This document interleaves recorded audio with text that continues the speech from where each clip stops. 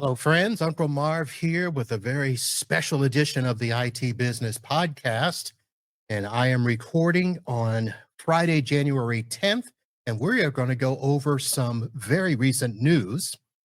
And as many of you probably saw by now, you should have, yesterday, Kaseya put out a press release that was very shocking to our IT industry. And I put a blog out about it, and there were other people that covered it. CRN covered it. The MSP Success Magazine, Robin Robbins publication published it, and of course others all followed suit and had some very interesting stuff to chat about. So, basically what it is that Fred Voccola, CEO of Kaseya for the last decade, is stepping down from his role as CEO to become vice chairman. And this transition comes after a record-breaking year for Kaseya with over 1.5 billion in annual recurring revenue.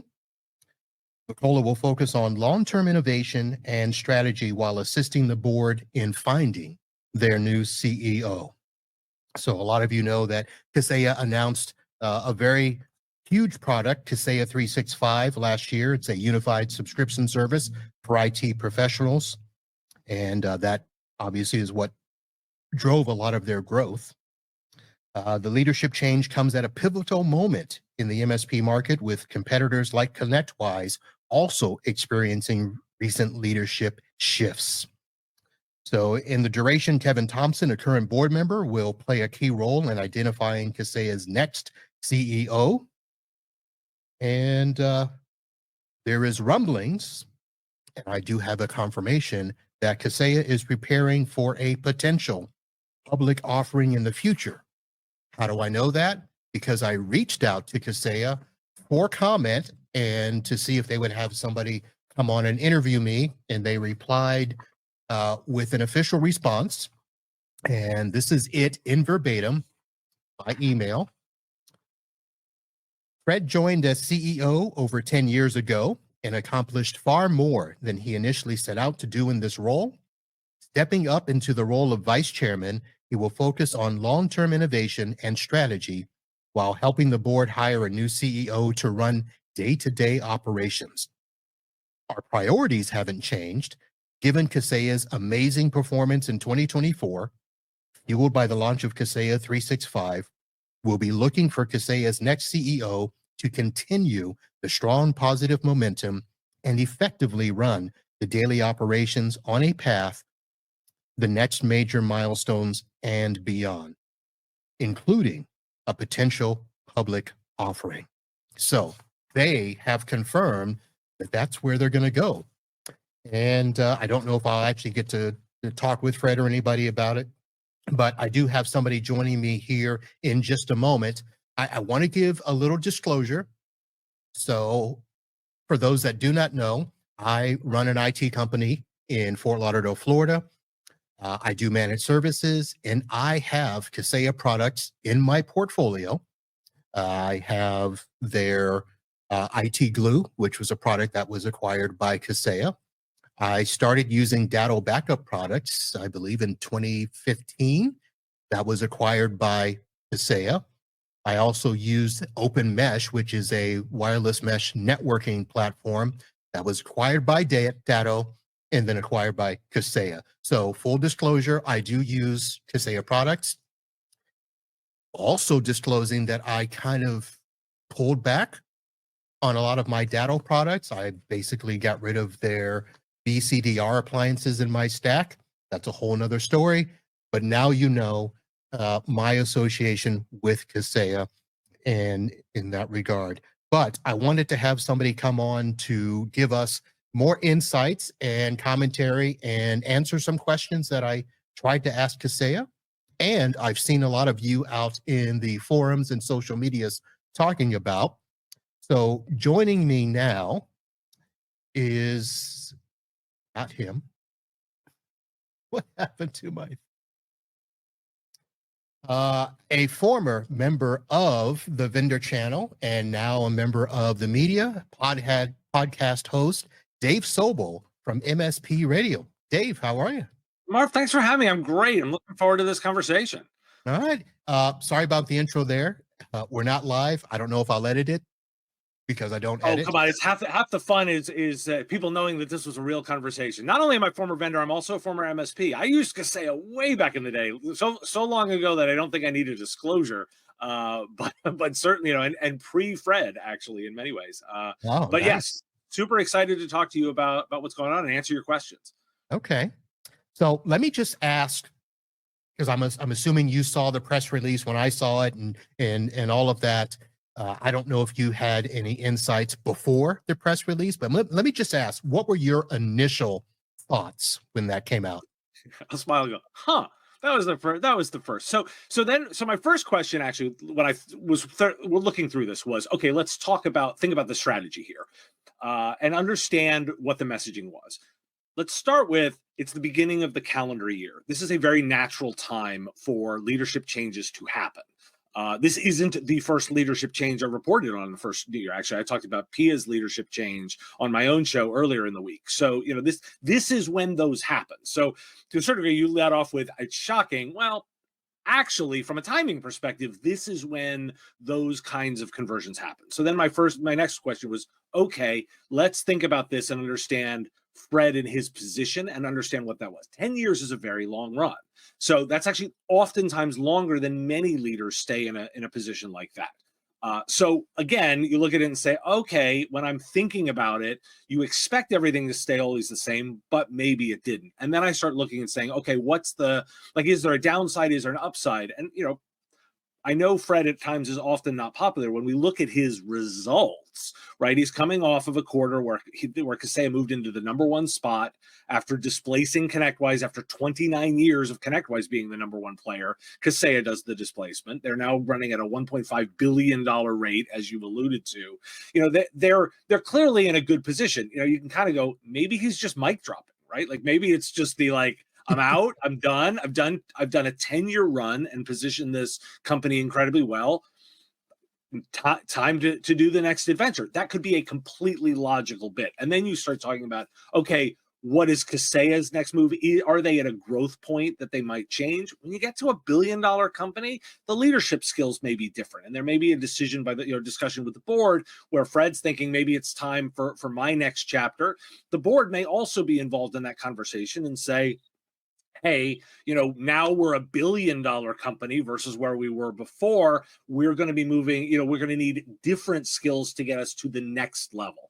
And it might just be a mutual decision. So you look at it and say, that was my first set of reactions was, look, the dude's going out on top. You can argue strategy, you can argue personality, you can do that, but the business results of where he's placed them kind of stand on their own. Yeah. Now, he's not actually leaving. I mean, correct. That's a notable detail. He's transitioning to the board. And it's funny that some of the comments out in the forums and social media made it sound like, oh, Fred tried to leave, but apparently he didn't realize he was in a 3-year commitment. And so he had to stay on board in some capacity. Well played, internet. Well played. Yes. But the fact that they've actually acknowledged this potential IPO almost makes it seem like what you were alluding to, leadership needs to change and there needs to be this next chapter.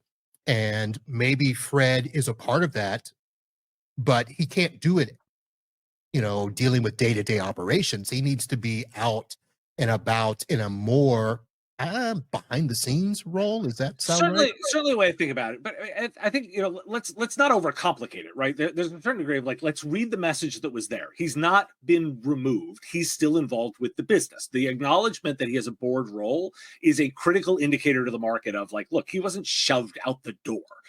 That's what we should take away from that is look, the board, and a lot of people don't always think about corporate governance and the way this works. So the board of directors for an organization is generally in charge of really one thing, the CEO.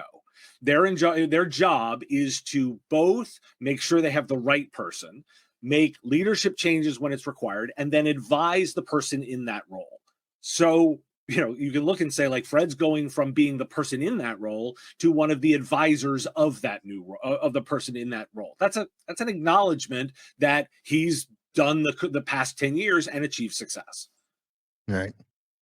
Now, I want to pivot here real quick because this was met with reaction extreme side to extreme side, not to go political there, but there are MSPs that love Kaseya and there are MSPs that hate Kaseya. Mm-hmm. I'm in the middle. I don't know what I feel because my relationship with Kaseya was always, I would start with a stack item that would get acquired by Kaseya. I would get another stack item, get acquired by Kaseya. And the idea of the contracts and stuff, I get it. A lot of companies are moving to that. I myself don't want to commit long-term to a lot of things. So that's where a lot of the comments go back and forth. But I think a bigger item to look at is Kaseya is also talking with, going after our clients. So in some areas, they may be a competitor. So going public certainly opens up the playing field for them. I mean, granted, even now they can do whatever they want. Well, let's separate the idea of IPO, which I think we should talk about, versus the business strategy. My take on this is, and I, I've been 5 years on the kind of analyst side of things, and I view my role as to give you some opinions and insight into what it goes. I don't have favorites on this in this game. I just want to analyze the strategies and understand. I think the emotional reaction to many of these moves is a little overdone, and I would counsel MSPs to just not get too emotional about your tools. Ultimately, the most important thing that you have to focus on is your customers, right? That's the main thing. And let me observe that every vendor in the platform space on here has a direct strategy. Like they just all do, right? Because Kaseya goes direct, ConnectWise has a direct arm. Everybody has everyone has a direct, and you have to be realistic about the world that we live in, where most buyers are coming to you well informed already, having done 70 to 80% of the research independently before they even talk to you, right? I just think that everyone who gets really hung up on they go direct and steal my customers thing are kind of spending their time in the wrong place. This is just, spend your time on making sure your customer experience is amazing and you won't have this problem at all. So I just want to sort of say, I think that's the way to think about this. And let's not single Kaseya out from that. For example, by the way, I could make the same argument over on the laptop side, right? HP, Dell, and everybody has a direct strategy. Right. You're just less emotionally invested in it. Yes. So let's just acknowledge that. I don't think any discussion of IPO has anything to do with that sales strategy. Now, certainly, Kaseya has leaned into a very particular aggressive style of sales. I think it's important to note that they offer multiple levels of those contracts. They're famous, of course, for the 3-year lock-in contracts, but you can buy at a higher price point a recurring engagement with them. Right? That you just can't get their best pricing without that. That's kind of a natural way of engaging, and it's a natural sales strategy. Sure, I think we might acknowledge that their sales teams are more aggressive about that in the way they communicate that. That's an aggression that I think is part of their corporate personality, which is probably why they're so polarizing. But let's not say that that's the only way they do business. You can do business with them in lots of different ways. Well, I want to also caution that just about every vendor is doing something similar. And it's not just vendors, it's other industries. I mean, Comcast has this commercial that I see 4 or 5 times a day about their 5-year deal, and they're high-fiving everybody, to commit for 5 years. So I think that when companies are now looking at having a, known recurring income over a period, everybody's starting to do that. We want to do that as MSPs. We're trying to get our customers to commit to us long term. So it's not about that. At least for me, I'm not worried about that. And if I have the option to go month to month, I can. It is interesting to me, though, that companies that claim to be MSP friendly are also public friendly. And I think a lot of MSPs take issue with that, where I want to be able to sell a product and not have my customers be able to go behind my back and get the same product.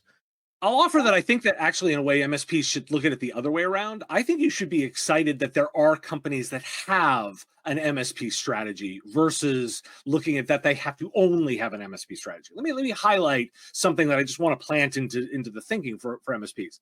OpenAI and Anthropic, two of the major companies that we're all talking about right now, absolutely do not have an MSP strategy. That's important to note.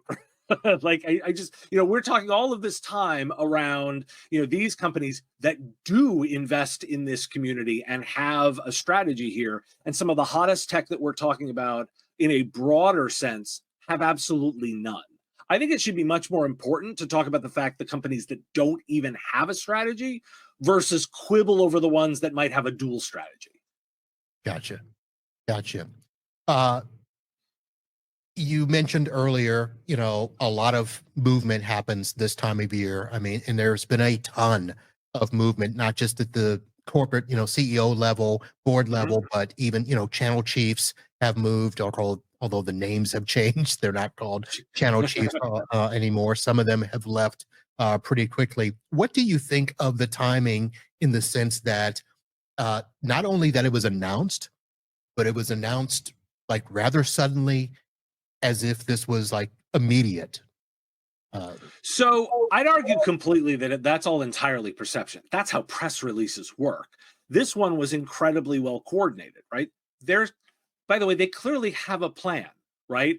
They announced it. They know where Fred is doing. They know his role. They know the people that are managing the transition. They know exactly who's doing the search. So to act like this is surprising is more well, when you're told something, yes, that is the first time you've had the information, so thus it is surprising. But you actually need to analyze and say, no, they have clearly a plan. I'd offer, I suspect they already know who the new CEO is. You get a double whammy on announcements by doing an announcement of the change and then later an announcement of the CEO. Right. You get 2 press cycles out of doing it that way. So yeah.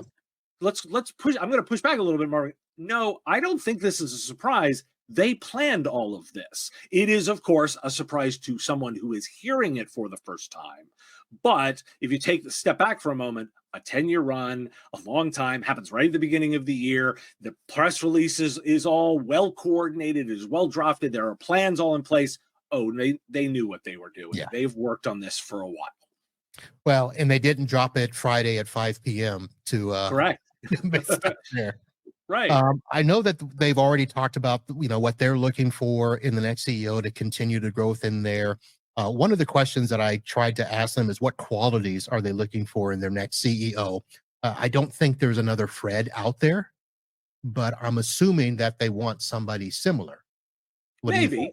So maybe it's interesting that the selection of Kevin Thompson is notable for me in terms of the selection process. For those that don't remember, Kevin Thompson was the CEO at SolarWinds. So my disclosure, I worked under Kevin Thompson during my 3 years at SolarWinds. Kevin was involved with the SolarWinds MSP, both the acquisition, he was leader when it was in SolarWinds Enable. So he worked with that. He's thus very familiar with the the MSP space. He is actually stylistically very similar to Fred. He's got a bit of a bombastic personality. He's that is his style. So thematically kind of fits.